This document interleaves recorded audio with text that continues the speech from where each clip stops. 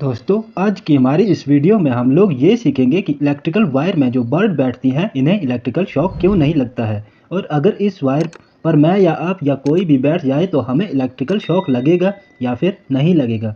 इसके ऊपर भी हम लोग डिस्कस करेंगे, तो इसके पीछे की क्या साइंस होती है ये जानने के लिए वीडियो को लास्ट तक जरूर देखिएगा। तो दोस्तों सबसे पहले तो हम ये जान लेते हैं कि हमारे बर्ड जो इलेक्ट्रिकल वायर पर बैठते हैं इन्हें शॉक क्यों नहीं लगता है।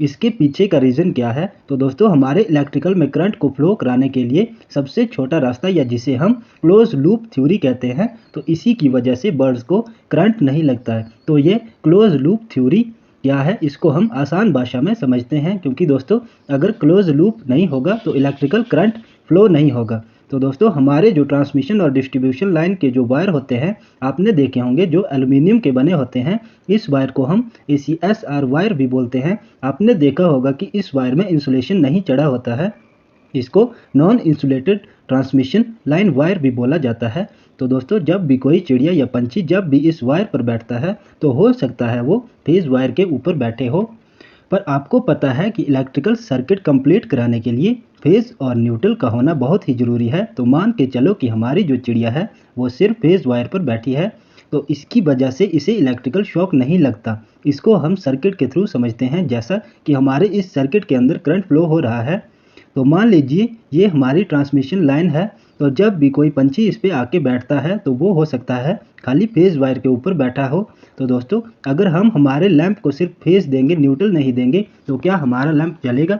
मतलब जब तक न्यूट्रल नहीं देंगे हमारा सर्किट कंप्लीट नहीं होगा। तो यही हमारी क्लोज लूप थ्योरी भी कहती है, क्योंकि हमारी जो चिड़िया होती है वो सिर्फ फेज वायर पर बैठी होने की वजह से बच जाती है, क्योंकि इसके अंदर से कोई करंट फ्लो नहीं होता है। बट दोस्तों मान लो कि कोई बड़ी चिड़िया है जिसका साइज़ बड़ा है और पंख भी बड़े हैं, तो मान लो कि ये बर्ड फेज वायर पर बैठा है, और जब ये बर्ड अपना पंख फैलाएगा तो फेज टू फेज टच होने से इसकी मौत हो जाएगी, क्योंकि इसके through phase two phase touch होगा तो वहाँ पर शॉर्ट सर्किट की कंडीशन होगी और हमारा बर्ड एक झटके में जल जाएगा। इसमें हमने क्या समझा कि जब तक बर्ड किसी ग्राउंड वायर को टच नहीं करता या पोल वगैरह को टच नहीं करता तब तक उसे शॉक नहीं लगेगा, लेकिन जब फेज टू फेज या फेज टू न्यूट्रल टच करेगा तब 100% शॉक लग जाएगा और वो ऑन द स्पॉट मर जाएगा। तो ये तो थी हमारी क्लोज लूप थ्योरी की बात। अब आते हैं दूसरे पॉइंट के ऊपर, तो हमारा दूसरा रीज़न है पोटेंशियल डिफरेंस। तो दोस्तों ये जो हमारी पोटेंशियल डिफरेंस होता है इसका मतलब डिस्टेंस के साथ वोल्टेज का कम या ज़्यादा होना। जैसे कि हमारी जो चिड़िया होती है तो वो हमारी ट्रांसमिशन या डिस्ट्रीब्यूशन लाइन पर दोनों पैर रखती है, तो पैर के बीच वोल्टेज अंतर इसे हम पोटेंशियल डिफरेंस बोल सकते हैं। पर दोस्तों जो हमारी चिड़िया होती है इनके पैरों की रेजिस्टेंस बहुत ही ज़्यादा होती है, अप्रॉक्स एक पैर का रेजिस्टेंस 1 मेगा ओम तक होता है, तो ये बहुत ही ज़्यादा रेजिस्टेंस होती है। तो जब भी बर्ड दोनों पैर को रखता है तो क्या होता है कि हमारी वायर से करंट फ्लो हो रहा है, तो हमारी वायर का रेजिस्टेंस बहुत ही कम होता है, मतलब जीरो के आसपास होता है। तो आपको पता है कि हमारा करंट हमेशा फ्लो करता है जीरो रेजिस्टेंस ट्रैक को, तो हमारे ट्रांसमिशन वायर का रेजिस्टेंस बहुत ही कम है। इससे क्या होगा कि हमारा करंट वायर के अंदर से ही फ्लो होता रहेगा, चिड़िया के पैरों की तरफ नहीं आएगा, क्योंकि चिड़िया के पैरों का रेजिस्टेंस ट्रांसमिशन वायर रेजिस्टेंस से बहुत ज़्यादा है। तो इससे पोटेंशियल डिफरेंस की प्रॉब्लम क्रिएट ही नहीं होती है, इसलिए हमारे बर्ड सेफ रह जाते हैं। तो दोस्तों अब हम ये भी जान लेते हैं कि अगर कोई ह्यूमन इस वायर के ऊपर बैठे तो क्या इसे शॉक लगेगा या नहीं लगेगा। तो दोस्तों अगर कोई इंसान हमारी ट्रांसमिशन या डिस्ट्रीब्यूशन लाइन की वायर पर बैठता है तो जब तक वो ग्राउंड को कंप्लीट नहीं करेगा तब तक उसे शॉक नहीं लगेगा।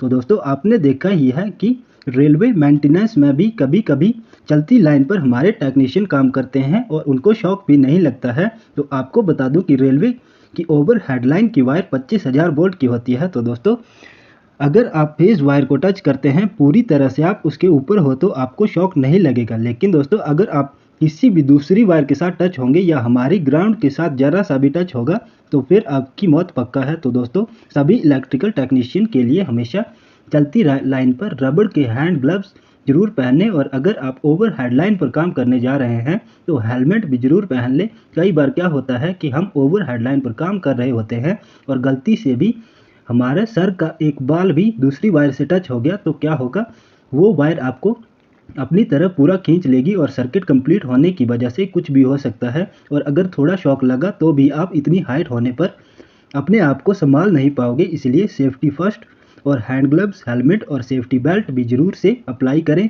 और अगर आपसे कोई भी कंस्ट्रक्शन में या फैक्ट्री में चलती लाइन पर काम करने के लिए बोले या फिर पोल पर चढ़ने के लिए कहे तो दोस्तों याद रखिए, आप अपने सुपरवाइज़र या सीनियर इलेक्ट्रिशियन से उस काम का वर्क परमिट जरूर मांग लें। ये बहुत ज़रूरी होता है क्योंकि लाइफ से बढ़कर और कुछ भी नहीं है। इसलिए कहते हैं जान है तो जहान है। तो दोस्तों आपको ये मेरी वीडियो कैसी लगी प्लीज़ लाइक और कमेंट करके ज़रूर बताएं। और इलेक्ट्रिकल स्टडीज़ के लिए हमारे इस यूट्यूब चैनल विद्युत ज्ञान को ज़रूर सब्सक्राइब कर दीजिए। मिलते हैं नेक्स्ट वीडियो के अंदर।